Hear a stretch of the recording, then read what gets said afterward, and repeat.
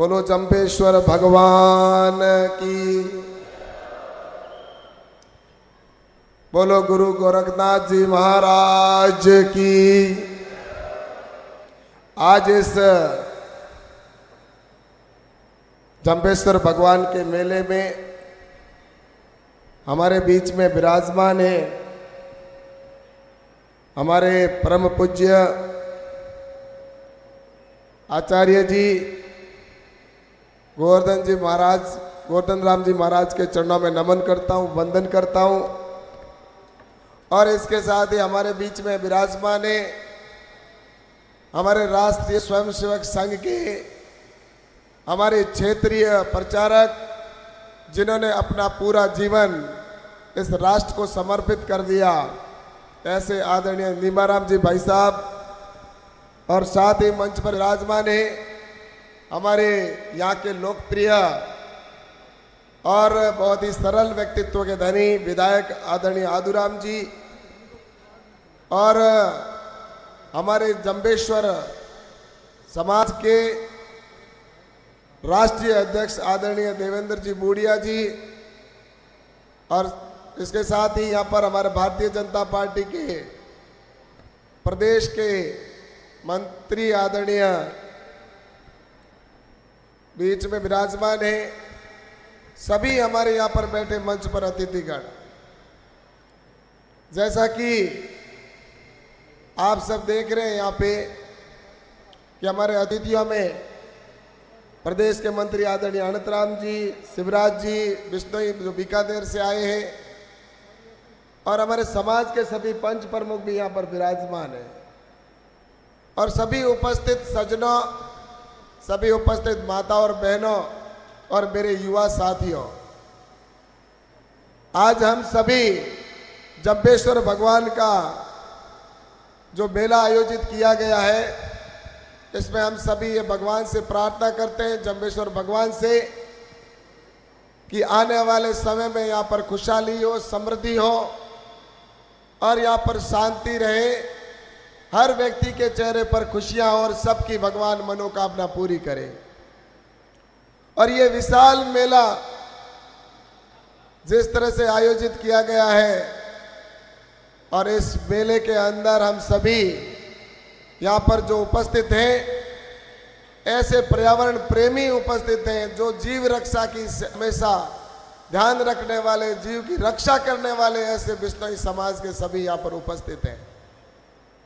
और वास्तव में मैं कहना चाहता हूं कि पर्यावरण की रक्षा के लिए और जीव की रक्षा के लिए बिश्नोई समाज ने जो काम किया है, या इस समाज को जो दिशा दी है, ऐसी मुझे लगता है कि दूसरे समाजों ने भी उस पर इतना ना ध्यान दिया होगा जितना बिश्नोई समाज ने देकर, और पर्यावरण को जिस तरह से बचाने के लिए अपनी जान को भी देने का काम अगर किया है, तो बिश्नोई समाज के हमारे भाइयों ने किया है। तो मैं आप सभी को बहुत नतमस्तक होकर अभिनंदन करता हूं। और मैं आज आप सबसे कहना चाहूँगा कि आने वाले समय के अंदर हमारे जिस तरह से प्रधानमंत्री नरेंद्र मोदी जी ने जो हमारे जो बात की है, उन 5 महत्वपूर्ण बातों में पर्यावरण की बात प्रधानमंत्री जी ने भी की है। इसलिए मैं आप सबसे कहना चाहता हूं कि आने वाले वक्त के अंदर हमारे देश के लिए कौन सा ऐसा क्षेत्र है जिस क्षेत्र के अंदर हमें आवश्यकता है कि हमारा देश किस तरह से वो उसके अंदर समस्याओं का समाधान भी हो और हमारा देश भी आगे बढ़े। और वास्तव में आज पिछले 10 साल के अंदर मैं देख रहा हूं कि देश लगातार तरक्की कर रहा है।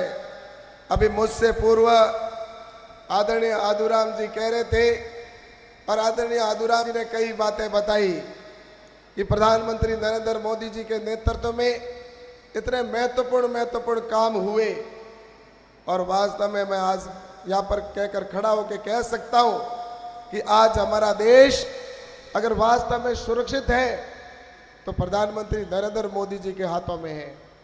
पहले हम देखते थे कभी भी बम धमाके कहीं पर भी हो जाते थे, आतंकवादी खुले आम घूमते थे, लेकिन अभी आपने देखा होगा कि किसी भी क्षेत्र के अंदर आतंकवादी अमला अगर हमला करने का सोचता है तो उसको 7 बार सोचना पड़ता है कि अगर मैंने वहां हमला किया तो दोबारा मैं जिंदा रहूंगा या नहीं रहूंगा। ये जो एक 10 साल के अंदर हुआ है, आम आदमी सुरक्षित होने लगा है। आज आपको यह भी कहना चाहता हूं कि इस 10 साल के अंदर देश ने तरक्की की है। आज देश और दुनिया में भारत का सम्मान हुआ है, भारत का मान बढ़ा है। हमारे कोई भी भाई अगर बाहर विदेश में जाता है तो विदेश में जब जाता है तो पहले जब जाता था तब वो एक अपने आप में ऐसा महसूस करता था कि सामने वाले उनको क्या समझते हैं, लेकिन आज वो जब वहां पर जाता है तो वो सीधा उनका सम्मान भी होता है।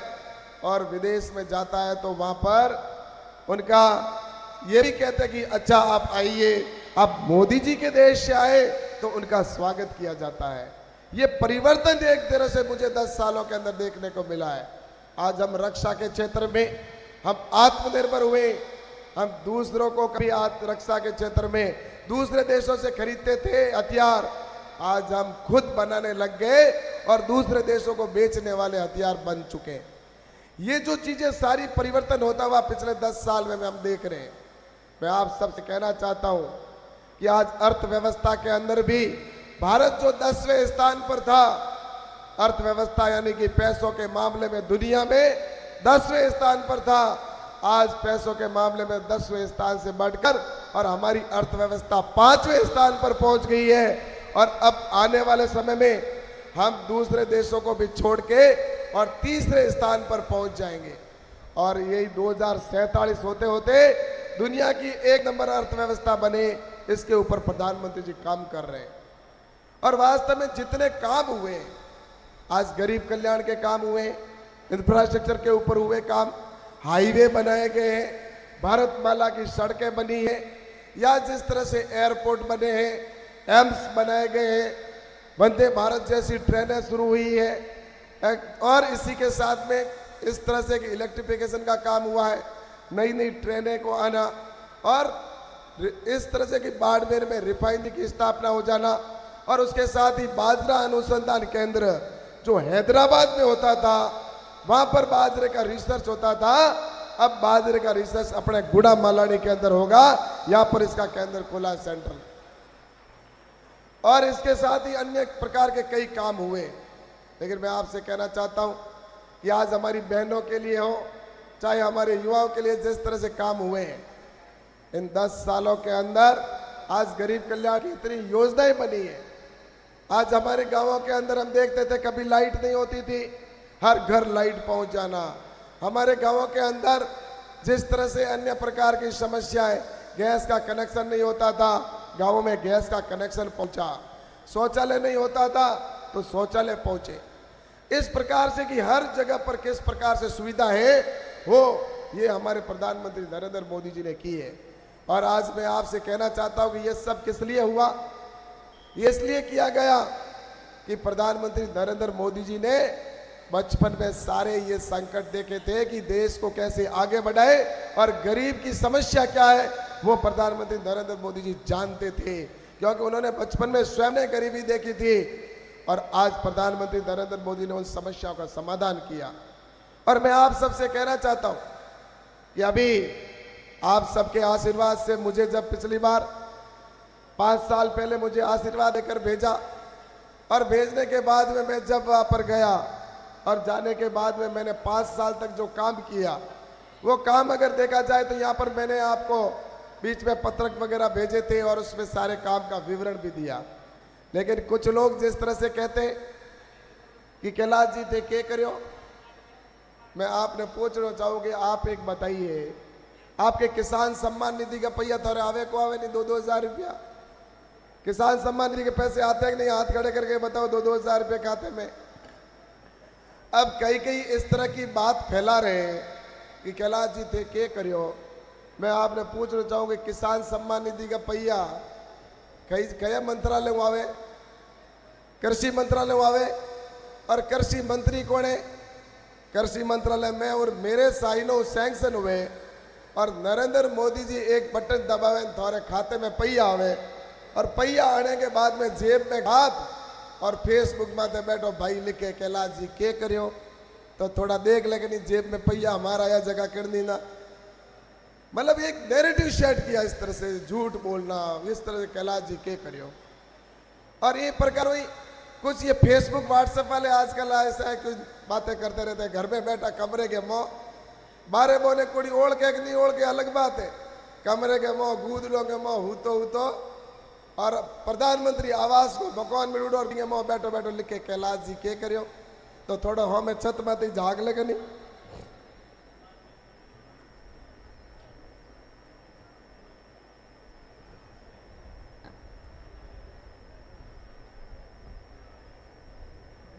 और उसी तरह से उन्होंने कहा भाई छत के तरफ थोड़ा देख ले मकान प्रधानमंत्री आवास बनियो कि नहीं बनियो। अब बियो भाई के करे आराम करे ही दाले आ रहे के मोह बैठो ए भाइयों पहला है धुएं के मोह रोटियों बना दी लकड़ी माते जना तो बोकर ने बैठ दो को नहीं, लेकिन हमें गैस वालों सूलो मिलड़ो आराम बैठो ही दाले आ रहे मैं रोटी जी में और पचे फेसबुक में लगे कैलाश जी के करियो तो भी भाई ने पूछो नहीं लाण के धुआं भी ने मुक्ति देनी केड़। और इन तरह शौचालय के मोह बैठा बैठा आराम कहीं शौचालय दिया प्रधानमंत्री जी, अब भी शौचालय में बैठा बैठा आराम लिखे साहब क्योंकि फुर्सत वाली जगह बही वे भी बात बैठो बैठा कैलाश जी के करियो थोड़ा आड़ पाड़ भी देख ले कित बैठो तू लाइट के मोह मोबाइल चार्ज में लगा उड़ो और चार्ज में लगा और पचे लिखे क्यों घर तो पहला तो लाइट ही को नहीं हमें लाइट आई रही तो मोबाइल ही चार्ज कर रही हो और मोबाइल में लिख रही हो कैलाश जी के करियो तो और ऊपर वाला लट्टू देख ले मोबाइल साथ में जगह देख ले किण करायो। इस प्रकार अभी बीच में कोरोना आयो, अब कोरोना आना जना है नहीं पता है कि हैंगे इंजेक्ट जगह कोरोना का टीका तो लगा ही लगा सबके, लेकिन लार ले 3 साल प्रधानमंत्री फ्री राशन सामग्री दे। अब वो राशन सामग्री फ्री मिले और बिंगो बाजार जान में तो राशन वाली दुकान ला और घरे रोटी बना पेट में हावड़ भर्तियों दे एन पचे डिकार लेन के कैलाश फेसबुक में कैलाश जी के करियो तो पचे देख ले नहीं हमें पेट में लियो जो के तो ये प्रकार मतलब सिर्फ गुमराह करना। मैंने एक बात बताओ आदूराम जी हमारे बेटा क्या कि मैं मीठो पानी धारे ले आयो, अब केंद्र सरकार मीठो पानी आयो है भाई केंद्र सरकार का पैसा, लेकिन राजस्थान सरकार की पैसे पहले वो दे आगे खर्च नहीं कर रही थी। 3 साल पहले पानी के पैसे दे दिए थे भारत सरकार ने 4 साल पहले 4 साल के मोह मैं पानी ने धरातल माते लाने को काम नहीं करो क्योंकि अगर पानी फूक गयो तो जस है जो को मिल जी मोदी जी ने ई वास्ते पानी नहीं पहुंचायो। और भजनलाल जी की सरकार बनी, अभी भजनलाल जी आएंगे, भजनलाल जी की सरकार बनी तो उन्होंने सबसे पहले सैंक्शन कर दिया और अब आपके हर घर में मीठा पानी पहुंचेगा और वो आदूराम जी की मेहनत से उन्होंने सैंक्शन करवाया है। अब इसको जस थे आदूराम जी दो को दो नहीं कि भाई राजस्थान सरकार कराया है तो इनको जस आदूराम जी दो तो भाई मेरे तो एक बात पूछूं कि नरेंद्र मोदी जी जगह काम करावे तो सांसद में तो को जस बन मिलना चाहिए कि नहीं मिलना चाहिए आप बताओ। अब मोदी करे जगह को जस तो देना नहीं और बैठे बैठे कैलाश जी के करियो, ये एक झूठी बात फैलाकर जिस तरह से किया जा रहा है तो मैं आप सबसे कहना चाहता हूं कि हमारे देश के अंदर ऐसे कई काम जो अभी आने वाले समय में होने वाले हैं और कई महत्वपूर्ण काम हुए, हम सब जानते हैं कि यहां पर भी आवश्यकता है। यहां पर भी आपको मैं यहां पर विश्वास के साथ कहकर जा रहा हूं कि आपके मैंने पहले एक बार घोषणा कर दी थी 22 के अंदर में विधानसभा का विधायक बनने से पहले मैंने कह दिया अगर मैं 22 की जनता को मीठा पानी अगर घर घर ने गांव के अंदर नहीं पहुंचाया तो मैं आपके सामने वोट मांगने नहीं आऊंगा। विधायक बनने से पहले मैंने पूरी मेहनत करके और वहां पर 5 साल में हर पंचायत में मीठा पानी पहुंचा दिया तो मैं दोबारा वोट मांगने के लिए जाकर मांगने के लायक बना। ऐसे ही अभी मैं बॉम्बे गया था बीच में, तो बॉम्बे के अपने प्रवासी भाइयों ने मुझे कहा कि प्रवासी भाइयों ने कहा कि हमारे बॉम्बे से बाड़मेर की ट्रेन शुरू करा दो तो माने। मैंने कहा 70 साल में तो हुई नहीं, अब कैसे होगी, तो कि कैसे भी हो कैलाश जी आप कराओ। मैंने जोश जोश में कह दिया कि अगर आऊंगा दोबारा तो ट्रेन शुरू करा के ही आऊंगा। और अब मैं जब दोबारा गया तो बॉम्बे की ट्रेन शुरू होने के बाद ही गया। और अभी मैं बीच में दूसरी जगह हैदराबाद और उधर बेंगलोर जाके आया, उनको भी मैं वादा करके आया हूँ कि ट्रेनें शुरू करवाऊंगा। और आज मैं आपके सामने एक घोषणा और करके जा रहा हूँ। ये मेरी बहनों के लिए बहुत महत्वपूर्ण है और मेरे भाइयों के लिए बहुत महत्वपूर्ण है कि अगले 5 साल के अंदर आपके प्रत्येक घर के अंदर मीठे पानी की टूटी नहीं लगा दी तो मैं दोबारा आपके सामने वोट मांगने भी नहीं आऊंगा। हर घर में मीठे पानी की टूटी लगेगी। और ये भी बताना चाहता हूं कि नदियों से नदियां जोड़ने की, नदी हमारे कैसे नदियां जुड़े और नर्मदा के पानी को आपके इस क्षेत्र में लाने की भी मैं आपको कह के जा रहा हूं। नर्मदा की सिंचाई का पानी और इंदिरा गांधी के नहर के पानी को भी करेंगे। ये काम कराने का मादा किसमें है? अब मुझे बताओ, ये जब चीजें करवानी है तो कराने के लिए सरकार किसकी होनी चाहिए? जिसकी सरकार है वही करवाएंगे। तो इसलिए मैं आप सबसे निवेदन करना चाहता हूं कि राजस्थान में हमारे मुख्यमंत्री आदरणीय भजन लाल जी, जिनके यहाँ पर भाजपा की सरकार है, तो यहाँ पर आज मैं आप सबसे यही कहना चाहता हूं कि विकास निश्चित रूप से आगे होगा और विकास हमारी प्राथमिकता में रहेगा। मैं तो बस इतना आप सबसे कहना चाहता हूं कि आने वाले समय के अंदर हमारा देश आगे बढ़े, हमारे जो सपने थे वो सपने पूरे हों। और सपने आप सबको पता है पूरे करने का काम हुआ है। धारा 370 हमेशा के लिए हट गई, जिस धारा के लिए लगभग 44,000 से अधिक लोगों ने जान दी होगी, उसकी समाधान हुआ। और जो सबसे पुराना, हम जिसको 500 साल से इंतजार कर रहे थे कि भगवान श्री राम का मंदिर अयोध्या में बने, तो अब भव्य मंदिर अयोध्या के अंदर बनकर खड़ा हो गया है। और ये काम आने वाले समय में, अभी तो मैं तो कहता हूं ये तो झांकी है, और मथुरा और काशी आगे बाकी ऐसे कई काम होंगे और ये हमारे प्रधानमंत्री नरेंद्र मोदी जी के नेतृत्व में होंगे। और मैं आप सबसे यही कहना चाहता हूं कि पिछले 5 साल के अंदर यहाँ पर जो सरकार रही, उस सरकार के बारे में आदूराम जी ने बताया है, लेकिन मैं आप सबसे कहना चाहता हूं अपने को आने वाले समय में एक ऐसा नेतृत्व, प्रधानमंत्री नरेंद्र मोदी जी के नेतृत्व में पुनः तीसरी बार सरकार बनेगी तो हम सबके काम होंगे। अभी यहाँ पर जैसा कहा गया कि ये मैं पिछली बार जब आया था तो मेरे को ऐसा खुद को लगा, मेरे को किसी ने घोषणा करने का नहीं कहा था। मैं एडमिट हो और बी टाइम लागियो तारे हुए तो टेंट लागूड़ो लंबो चौड़ो, बहुत बड़ी संख्या में भाइयों बहन और परेशान हो गया। तो मेरे मन में आई कि मैं दोबारा आऊँला बी टाइम इत बड़ो सेट बन जिए। तो मैं खुद ही खड़े होने कहो कि मेरे इत बढ़िया एक सेट की अगली बार आऊँ जना सेट बड़ा ना उला। तो आज तारे बहुत बढ़िया और सेट बन गयो। आ रहा हूँ मेरी भाई बहनों और हमारा भाई बुजुर्ग बैठा है, तो मैं आपने बहुत बहुत बधाई देना चाहूँ कि ये बढ़िया शानदार आपका बन गया। आगे भी आपका आशीर्वाद बना रहे, यही आशीर्वाद मांगने के लिए आप सबके बीच में आया हूँ। आपको पुनः मैं आप सबको, क्योंकि ये हालांकि मेला है और इस मेले के अंदर मैं निश्चित रूप से आप सबके दर्शन करने का भी सौभाग्य मिल गया और आप सभी के दर्शन करने के बाद में आप सभी मुझे आशीर्वाद देने के लिए आप दिया है, इसके लिए भी आप सबको बहुत बहुत धन्यवाद देता हूँ। एक बार सभी जोर से बोलेंगे, बोलो भारत माता की, भारत माता की, बोलो जंपेश्वर भगवान की। धन्यवाद।